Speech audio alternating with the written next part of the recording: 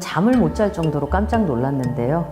미래의 권력이었잖아요. 차기 대권 주자였고 그 사람을 뽑는 것은 대한민국의 미래였잖아요. 굉장히 성공적인 정치인의 인생을 걸어왔고 자기가 한 행위 정도는 용서할 수 있는 행위다 이렇게 생각하죠. 내가 마치 무엇이든 해도 다 될 수 있는 그런 사람으로 착각을 하게 됩니다. 취해 있던 거죠. 우리는 그런 것을 보지 못했어요.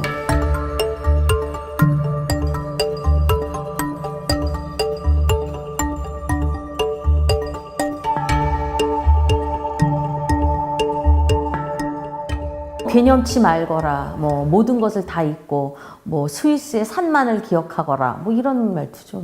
왕이 된 거죠. 왕이 무슨 후궁에나 에게나 할 것 같은 말투 아닙니까? 사극에서 나올 것 같은 말투. 큰 배신감이죠. 저도 안희정 지사를 그 중에서 가장 지지했었던 사람이었거든요. 이분은 미래 권력이었잖아요. 상대방의 의견이 타당할 수 있다라고, 내가 틀릴 수 있다라고 하는 것을 전제할 수 있는 그 태도가 저는 굉장히 중요한 안희정 지사의 덕목이었다고 생각을 해요. 페미니즘의 적극적인 지지 발언과 인권에 관한 어떤 소회들 이런 것들이 너무나 진보적이고, 근데 우리가 이 실체를 보고 있는 거잖아요. 다른 이야기를 했던 저는 유일한 유력한 정치인이었다고 생각을 해요. 그런데 그 사람마저도 없었을 때 두려움이 오는 거죠. 너도 즐기지 않았느냐?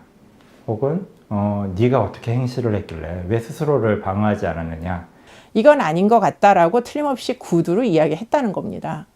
그러면 노를 한 거죠. 정확히 얘기하자면. 그럼 노를 노로 받아들였어야 되는 거예요. 그러니까 여성이 예스라고 하거나 여성이 노라고 할 때 그것이 굉장히 자기적으로 해석이 된다는 거예요. 우리의 또 다른 문화 중에 하나는 여성의 노는 예스다. 이렇게 이제 가리키는 고루한 성규범이라는 게 존재하는 거죠. 그건 정말 잘못된 생각입니다.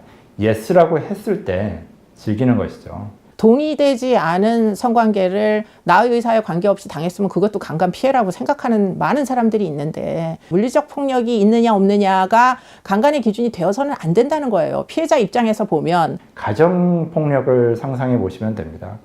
어머니가 밤새도록 시달리다가 아침에 일어나면 또 자기를 때렸던 그 남편의 아침밥을 차려줍니다.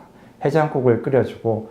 근데 이것을 보고 너도 남편을 끔찍하게 아끼고 맞는 거 즐기지 않았느냐, 그렇게 당해주고 그러지 않았느냐, 누구도 비난할 수가 없거든요. 존경하기도 했고 친근하기도 했고 그랬던 상사가 단둘이 있는 시간에 성적인 그런 공격을 시도했을 때 대부분의 여성들이 뭘 해야 되는지 이제 경황이 없는 상태가 되게 됩니다. 보통 어떻게 얘기하겠어요? 네가 여자로 되게 매력이 있어서 그렇다. 네가 너무 좋다. 감정이 생겨서 이런 거다. 어쩔 수가 없다. 이렇게 보통들 나가죠, 레퍼토리가. 누가 너를 처음부터 그럼 나는 널 성폭행하겠다. 이렇게 말 안 하거든요. 이 모든 세계가 다 그 강자에 의해서 지배당하고 있다는 착각을 하게 되거든요. 자기가 할 수 있는 건 아무것도 없다는 생각을 하게 되고, 그걸 이제 얼어붙는다라고 표현을 하는데, 그러면 프리즈 되는 그런 상태가 되게 됩니다.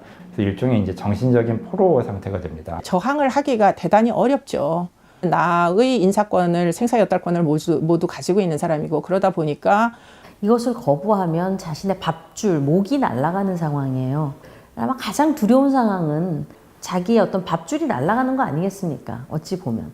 안희정 지사라는 사람의 이제 피해자도 어찌할까 하면서 아마 두 번째 피해가 발생했을 가능성이 굉장히 높죠.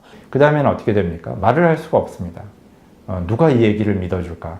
저 사람 틀림없이 잊자, 없는 일로 하자 이렇게 얘기했으니까 인정할 리가 없고, 그 사람이 조금 있다가 대통령이 될 수도 있는 사람인데 도대체 뭐 때문에 너 같은 애를 왜 건드리겠느냐 성적으로. 그런 이제 상황에서 과연 증거도 없이 내가 피해를 당했노라고 나설 수가 있을까?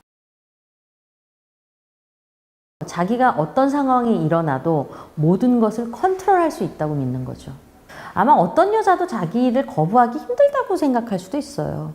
그냥 단순히 실수나 여성 편력 정도의 잘못 정도이기 때문에 그것으로 인해서 이렇게까지 강간과 비슷한 죄의식을 내가 느껴야 되느냐. 그 정도의 죄의식을 느끼지 못하고 있을 가능성이 굉장히 높아요. 권력에는 감정이 없습니다. 가장 결핍된 건 감성입니다. 감성. 권력 중독이에요.